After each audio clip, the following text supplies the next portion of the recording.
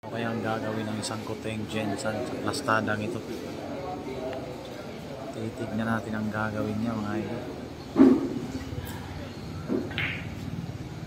Ayun, by the book ang ginawa ng isang Koteng Jensen, mga idol, laban kay Mark Dabao. Titignan naman natin ang gagawing counter ng isang Mark Godzilla ng Davao City. Grabe, isang bola na lang pinatago pa. Grabe, no? Isang bola na lang pinatago pa. Grabe ang bilyar, mga idol. Sige lang, kay dapat matugan ng pindi na tayo. At least nakatira pa. Ba, sinabi mo pa sa vlog mo. Nananalo nga yung mga hindi tumitira. Yan pang tumitira na. Nananalo nga yung hindi tumitira. Yan pang tumitira. Hindi natin alam ang mangyayari, mga idol. Pero grabe yung ginawang placing ni Koteng Jensen, mga idol. Pinatago sa isang bola. Grabe, ha? Ngayon, shout out po sa mayari dito, Boss Chick Hidalgo.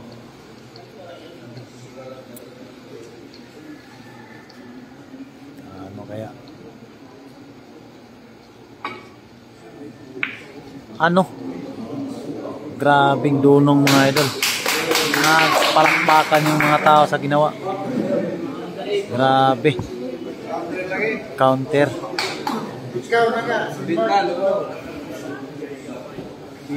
Grabe, mga idol, dalawang bola na lang.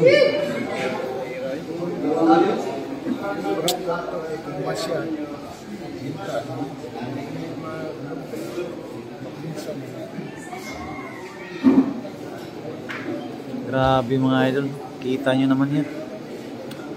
Cover na pleasing pa niya. Grabe. Yan ang bilyar, mga idol.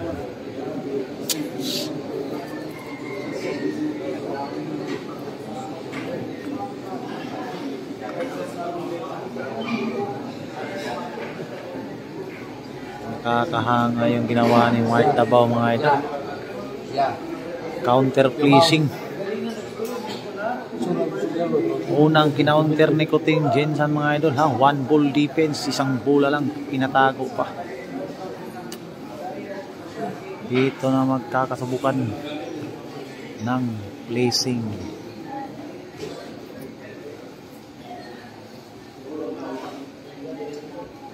Ano kaya ang gagawing dunong ng isang Koteng Jensen dito?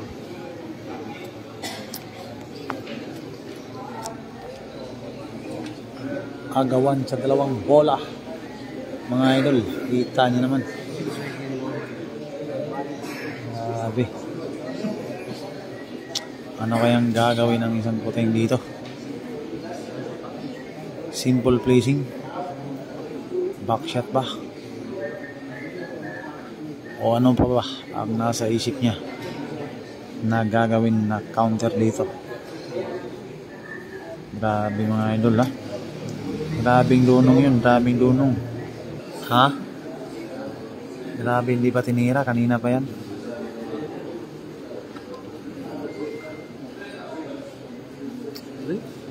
Ano kaya ang iniisip ng Koteng Jensen, mga idol, ha? Titirahin na. Titirahin na.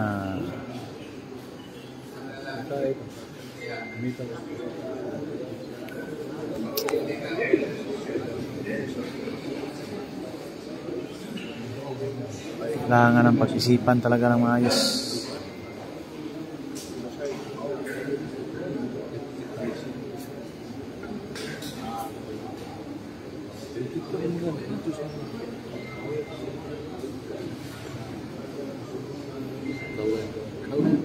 Tagisan ang galing sa placing. Grabe naman talaga, mga idol. Grabe naman talaga, ha? Shout out po kay Boss Nick, ha? ang dunong ng isang Koteng Jensen, pinatakbo sa Gis. Ano? Pinabalik yung pamato. Ganon lang pala yun. Grabe, nagpalakpakan yung mga tao. Grabe ang ginawa.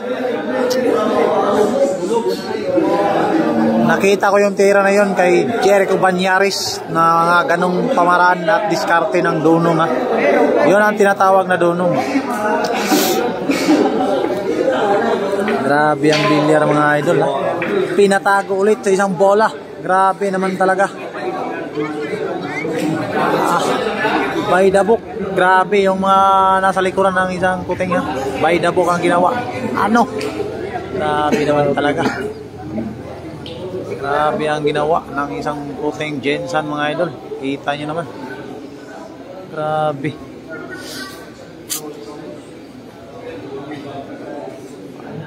Banda, jump kill na naman. Ano kaya ang iniisip ng Mark Davao? Babandahin o jump queuin?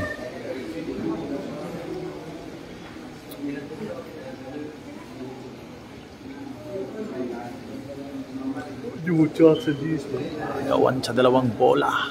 Sino kaya mananaig?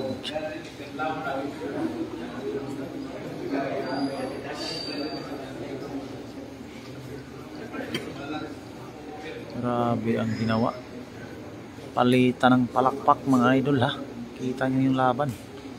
Palitan ng palakpak. Jump queue.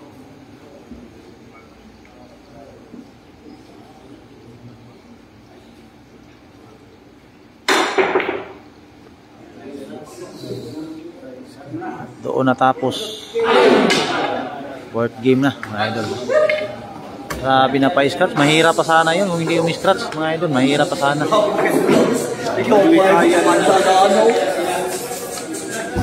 Replay. Ayan ang replay. Ayan.